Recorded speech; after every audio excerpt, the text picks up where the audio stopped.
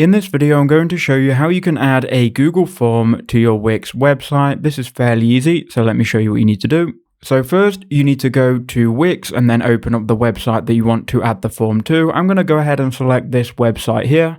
We're going to select and edit site. Then once we're here on the dashboard, you need to go to edit site.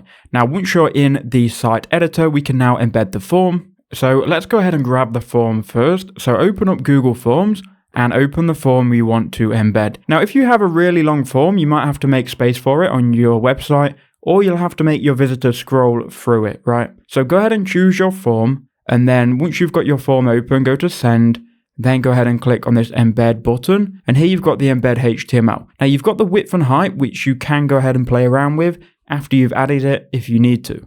Go ahead and copy the embed HTML, then head over to your website and you need to find a space for it. So I'm going to go ahead and add a section. We're going to add it here.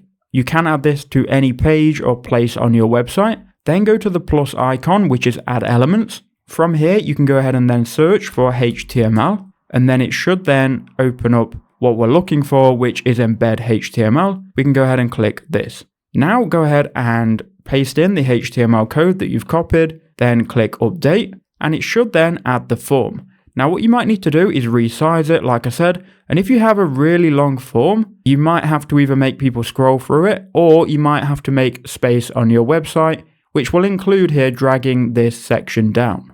So once you've dragged the section down enough, you can see we've actually fit the form on this website. You can then go ahead and publish it, and we'll just make sure that it is working. Now if we were to preview this, we should now have the form on our website. So here you can see, here it is, and people can interact with this and it will work.